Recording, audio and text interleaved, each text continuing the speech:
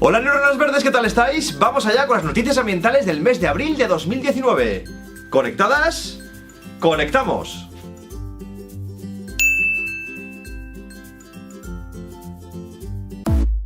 Diagnóstico de la educación ambiental.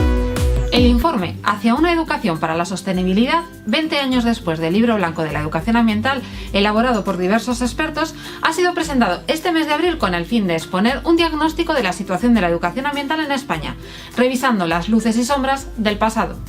Este informe pretende ser el inicio de una nueva etapa en la historia futura de la educación ambiental y de la educación para el desarrollo sostenible. El estudio, que repasa la evolución y estado actual de la educación ambiental desde todos los ámbitos, busca hacer una reflexión para ver el grado de cumplimiento tras 40 años de la primera referencia de la educación ambiental y tras 20 de la publicación del Libro Blanco en España. Y con el resultado del análisis se planteará la elaboración de una estrategia nacional de educación para la sostenibilidad.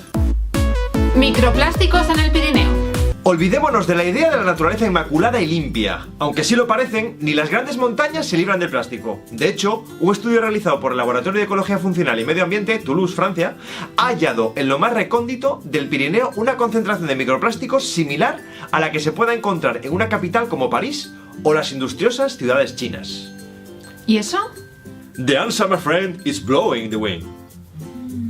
Conocemos bien las incursiones de polvo sahariano hasta el centro de Europa. Los fragmentos de plástico pueden ser aún más pequeños que un grano de arena y las fibras y film aún tienen una mayor capacidad para flotar. Así que la respuesta estaría en el viento. Llevadas hasta allí por el viento, las partículas plásticas pueden recorrer muchos kilómetros hasta caer arrastradas por la lluvia o la nieve. Este nuevo trabajo encontró plásticos de casi todo tipo. Los plásticos más abundantes son el poliestireno y el polietileno, ambos usados para hacer bolsas y envases. Otra gran categoría son las fibras de polipropileno, habituales en la industria textil, uno de los sectores más contaminantes a nivel global. ¿Y sabes qué me ha dicho Julia? ¿Qué? Pues mira, me ha dicho que ni siquiera los Alpes italianos se han escapado de este tipo de contaminación. Un estudio publicado recientemente ha demostrado que en un glaciar del Parque Nacional del Stelvio hay cantidades de contaminación de plástico comparables a aquellas halladas en sedimentos marinos y costeros europeos, aunque todavía se desconoce el verdadero origen de estos plásticos. Cultivos de arroz con riego por goteo en Girona. 3.500 millones de personas basan su dieta en el consumo de arroz. Este cereal, sin embargo, es uno de los que mayor cantidad de agua requieren para su cultivo. Teniendo en cuenta que la disponibilidad de agua en las próximas décadas es incierta debido a las variaciones de temperatura y precipitaciones que se deriven del cambio climático, una empresa ha llevado el riego por goteo a los cultivos de arroz existente en Girona. Arroz. Los beneficios ambientales, a priori, parecen abrumadores, pues no solo suponen un ahorro inicial del 70% de agua utilizada en los métodos habituales, sino que además, al eliminar las condiciones anaerobias que producía el riego por inundación, la producción de metano es reducida prácticamente a cero. Canibalismo y cambio climático. Las bondades climáticas de la penúltima era interglaciar del Pleistoceno hicieron migrar a los grandes mamíferos que habitaban por estas latitudes, hacia zonas más frías, quedándose por estos lares reptiles y roedores propios del nuevo clima. Esto supuso una grave disminución de la disponibilidad de alimento para los neandertales que vivían al sur de Francia, lo que les llevó al canibalismo. Ya en 1999, la revista Science publicó los hallazgos de las evidencias de canibalismo entre homínidos encontrados en los restos neandertales de la cueva de Moulin-Courset. ¿Cuáles fueron tales evidencias? Bueno, pues la presencia en los huesos de estos homínidos de cortes destinados a su despiece. Lo novedoso de este nuevo estudio es que relaciona los cambios en el entorno debidos al cambio climático natural con el canibalismo, proponiendo que este surge como una práctica de supervivencia y no como ritual religioso. De cómo Messier 87 se hizo famoso. Sí, ya lo sabemos. Todos os habéis enterado.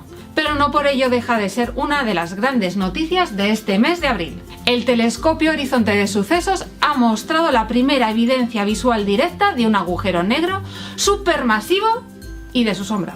El famoso agujero se encuentra en el centro de la galaxia Messier y ha ayudado a corroborar lo que ya predijo Einstein en su teoría de la relatividad, y es que cuando se encuentra inmerso en una región brillante, como un disco de gas incandescente, esperamos que un agujero negro genere una región oscura similar a la de una sombra. Una vez que los investigadores confirmaron que lo que habían captado por los radiotelescopios era la sombra del agujero negro, pudieron realizar una serie de pruebas en las que comprobaron cómo las características predichas teóricamente coincidían con la imagen captada. Peces atiborrados de antidepresivos y antibióticos. Pues no, resulta que esta noticia no se debe a que los peces sean tan anoréxicos e hipocondríacos, sino, entre otros motivos, a la mala gestión que hacemos de los residuos de medicamentos. Investigadores de la Universidad del País Vasco han detectado la presencia del antidepresivo amiltriptilina y el antibiótico ciprofloxacin y el filtro ultravioleta oxibenzona en estuarios vizcaínos. En la investigación llevada a cabo por el Departamento de Química Analítica de la citada universidad, se ha comprobado que estas sustancias pueden acumularse en los peces, produciendo efectos secundarios en el plasma, el cerebro y el hígado de estos, porque interfieren en su metabolismo. Pero tal y como recalcan los investigadores de este estudio, queda mucho trabajo por hacer y es necesario recabar más información para poder llegar a conocer cómo afectan otros contaminantes y así evaluar los riesgos ambientales y establecer nuevas medidas reguladoras. Nosotros de momento recordamos que en las farmacias podéis depositar los residuos de los fármacos para que sean tratados correctamente. 100 años de arte y naturaleza. El pasado 24 de abril, César Manrique hubiera cumplido 100 años. El artista que puso en valor el paisaje y los atractivos naturales de la isla de Lanzarote, frenando así el avance del turismo masivo que comenzaba a vislumbrarse en la isla. Defensor de un desarrollo urbanístico que protegiera la naturaleza paisajística insular, su modelo fue determinante para la declaración de Lanzarote como reserva de la biosfera por la UNESCO. La playa de Palomitas o cómo morir de éxito. Seguimos en las Islas Afortunadas, más concretamente en la Playa del Hierro, al norte de Fuerteventura, que se hizo famosa porque en vez de arena, su superficie está cubierta de rodolitos, pequeñas algas calcáreas con forma de palomitas. Sin embargo, su fama en Instagram la está perjudicando, ya que todo el mundo quiere llevarse un pequeño recuerdo a casa.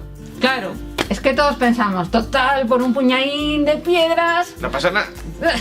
Pero resulta que ese par de piedras se estima que suma un total de 10 kilos de esqueletos de algas que salen por el aeropuerto de Fuerteventura al mes.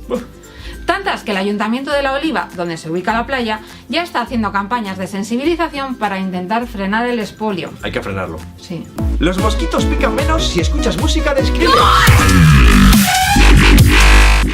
Para los que no lo conozcan, esta es la canción en cuestión: Scary Monsters and Nice Sprites. Otro dato para comprender la noticia es que solo los mosquito hembra pican y lo hacen para ingerir proteínas y otros nutrientes de la sangre para finalizar así la formación de sus huevos. Y además, las vibraciones de baja frecuencia facilitan las interacciones sexuales entre mosquitos. Bueno, con todas estas premisas, un grupo de investigadores de distintas universidades se han puesto a estudiar el comportamiento del mosquito Aedes aegypti, principal vector de la fiebre amarilla y el dengue, frente a la música electrónica. Parece ser que los mosquitos que estaban expuestos a esta música tardaron más en empezar a picar al hospedador, siendo su actividad alimentaria y sexual mucho más baja que aquellos que no estaban escuchando música. Y todo porque las vibraciones de esta canción interfieren con la percepción de las señales que emiten los mosquitos. Vamos, toda una alternativa frente a otro tipo de insecticidas. Hallada la molécula que inauguró la química del universo.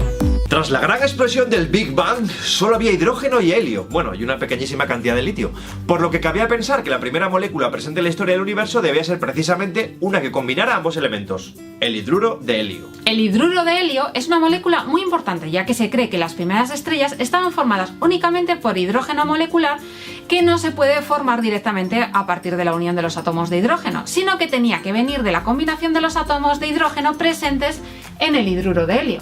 Esta molécula había sido sintetizada en el laboratorio a mediados de la pasada década de 1920 y la teoría decía que debían de existir, aunque hasta ahora no habían sido encontrados.